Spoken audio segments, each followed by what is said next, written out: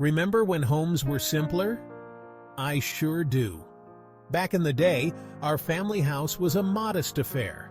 Nothing fancy, but it was home. We had one TV set, just one. It sat in the living room like a shrine. Everyone gathered around it for the evening news or our favorite shows. No fighting over remotes or binge-watching back then. The wall phone was another fixture. It hung in the kitchen, its cord stretching across the room. We'd twirl that cord while chatting with friends or grandma. Long-distance calls were a big deal.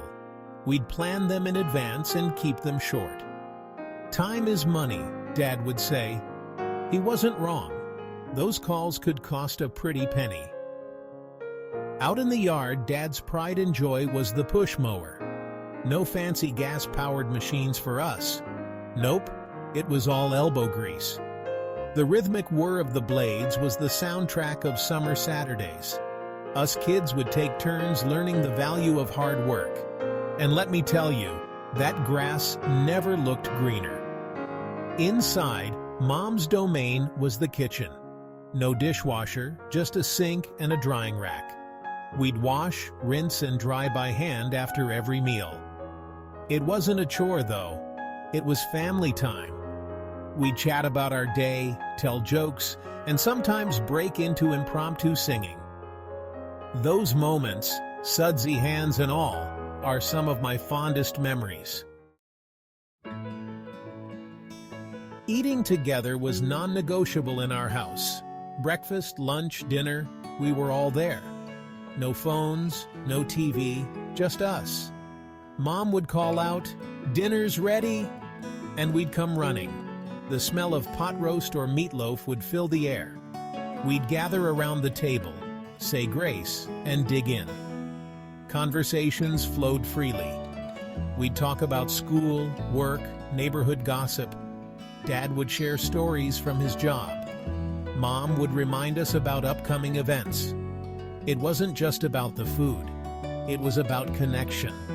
We laughed, we argued, we made up. All around that dinner table.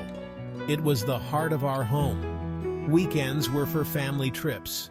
Every Sunday after church, we'd pile into the station wagon. Sometimes we'd head to the park for a picnic. Other times we'd visit relatives or go to the beach. The destination didn't matter much. It was about being together. We'd play car games, sing along to the radio, and sometimes just enjoy the scenery. These trips weren't elaborate vacations. They were simple outings, but they created lasting memories. We learned about nature, history, and each other. Dad would point out landmarks. Mom would pack sandwiches and cookies. Us kids would collect rocks or shells as souvenirs. It was quality time, pure and simple. No need for fancy resorts or expensive attractions.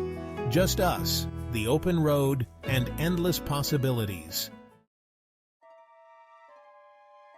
Entertainment back then? It was a whole different ballgame. Take movies, for instance. We didn't stream them on demand. Nope, we went to the drive-in. The whole family would pile into the car. We'd bring blankets, pillows, and homemade popcorn. The car would be a cozy nest as we watched the big screen under the stars. There was something magical about those nights. The tinny sound from the speaker hanging on the car window. The intermission cartoons reminding us to visit the snack bar. Kids in pajamas, half asleep by the second feature. It wasn't just watching a movie. It was an experience, a family adventure. When we weren't at the movies, we played outside. No video games or iPads for us. We'd be out from dawn till dusk, riding bikes, playing hide and seek, building forts. Our imaginations were our best toys. A cardboard box could be a spaceship or a castle. A stick could be a sword or a magic wand. We'd come home dirty, tired, and happy. Board games were big too. On rainy days or winter evenings, we'd gather around the table. Monopoly marathons that lasted for days, heated Scrabble competitions where Dad always seemed to win, Clue mysteries that had us all playing detective. It wasn't just about winning, it was about the laughter, the banter, the shared experience. Those game nights brought us closer as a family. Section 4. Neighborhood Services. When providers knew your name. Remember when service providers were part of the community? I'm talking about the milkman, the family doctor, the postman. These weren't faceless corporations. They were our neighbors. Take the milkman, for instance. Ours was named Joe. He'd come by twice a week, leaving fresh milk and cream on our doorstep. He knew everyone's preferences and schedules. The family doctor was another fixture. Dr. Johnson knew all of us by name. He'd make house calls when someone was too sick to come in. Can you imagine that today? A doctor coming to your house? He knew our medical histories, our allergies, our quirks. It wasn't just about treating symptoms. It was about caring for people he knew. The postman was like clockwork. Every day at 2 p.m., rain or shine, Mr. Davis would come down our street. He'd chat with folks, pet the neighborhood dogs, and sometimes even help carry groceries. Mail delivery wasn't just a job. It was a community service. He knew who was expecting important letters or packages. He'd even hold mail if he knew someone was on vacation. Compare that to today. We order milk online. We see different doctors at big medical centers. Our packages come from anonymous delivery services. It's efficient, sure, but something's been lost. That personal touch, that sense of community. Progress has its price. And sometimes, that price is the warmth of human connection that once defined our neighborhoods. Section 5. The changing face of communication. From party lines to smartphones.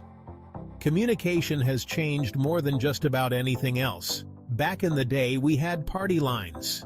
For you youngsters out there, that meant sharing a phone line with neighbors. You'd pick up the phone and might hear Mrs. Johnson gossiping, or the Smiths planning their vacation. It wasn't private, but it sure was interesting. We wrote letters too. Real, handwritten letters. Not emails or texts. We'd sit down with pen and paper and pour our hearts out. Then we'd wait. Days or weeks for a reply. There was anticipation, excitement. Getting a letter in the mail was an event. We'd save those letters, tie them with ribbons, keep them in shoe boxes. They were tangible memories. Long-distance calls were a big deal.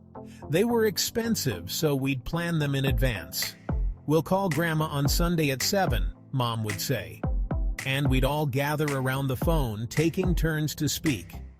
Those calls were precious.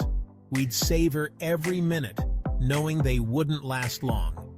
It made us appreciate the connection even more. Fast forward to today.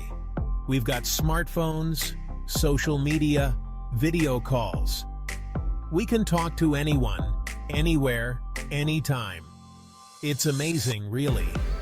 But sometimes I wonder, are we really more connected, or are we just more available?